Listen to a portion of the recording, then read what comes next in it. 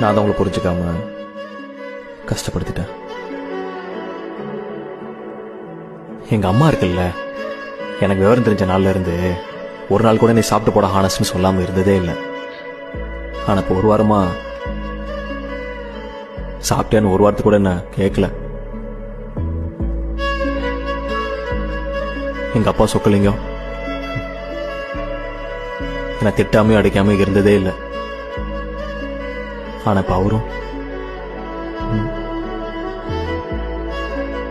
இவ்வளவு நாளா லவ்னாவது ஒரு பொண்ணுட்டு இருந்து கிடைக்கிறதா நினைச்சிட்டு இருந்தேன்.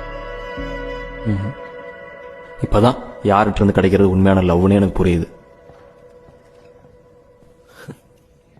வீட்டில் யாரும் பேசாம இருக்கிறது ஹர்ட்டிங் மோர் தென் பிரேக்கப்புங்க. டைம் ஆச்சு.